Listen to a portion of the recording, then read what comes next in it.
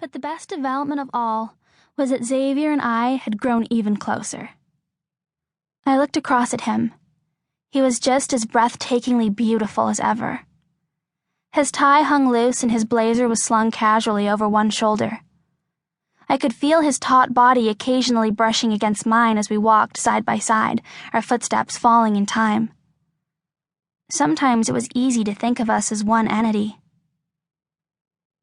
Since the violent encounter with Jake last year, Xavier had hit the gym even harder and thrown himself into sports more vigorously.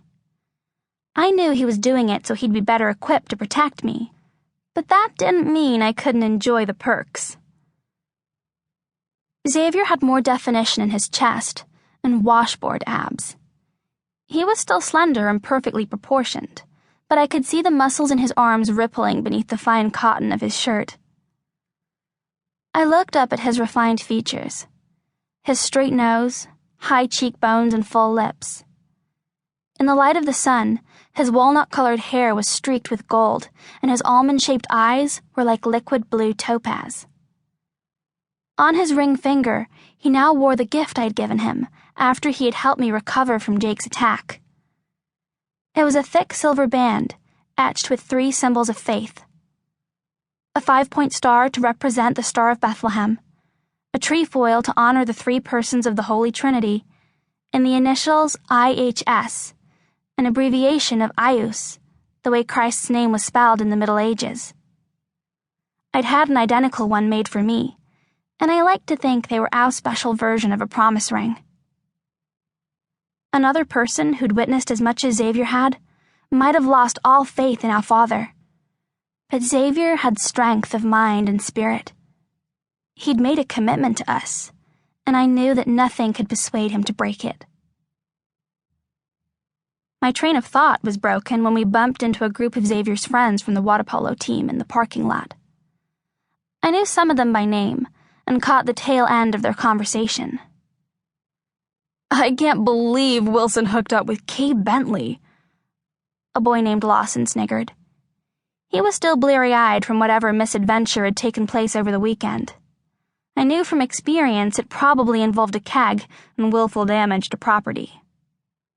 "It's his funeral," someone muttered. "Everyone knows she's done more miles than my dad's vintage Chrysler." "I don't care, so long as it wasn't on my bed. I'd have to burn everything." "Don't worry, man, pretty sure they were out on the back lawn." "I was so wasted, I don't remember a damn thing," Lawson declared.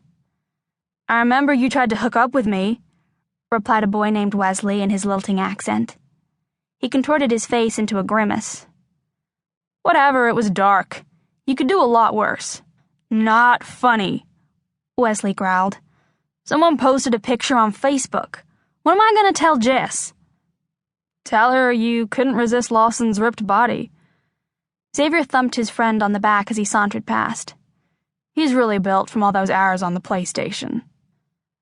I laughed as Xavier pulled open the door of his sky-blue Chevy Bel Air convertible.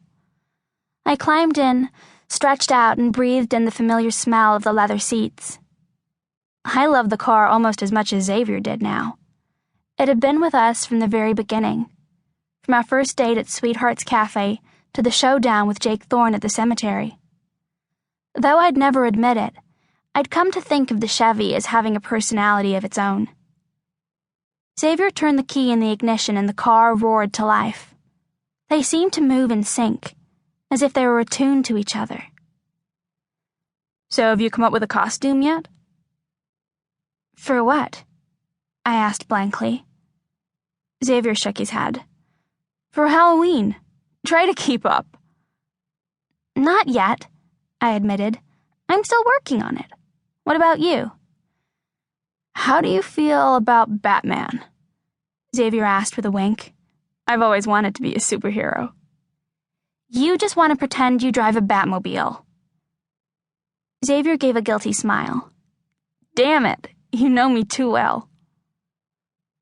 When we reached number 15 Byron Street, Xavier leaned across and pressed his lips against mine.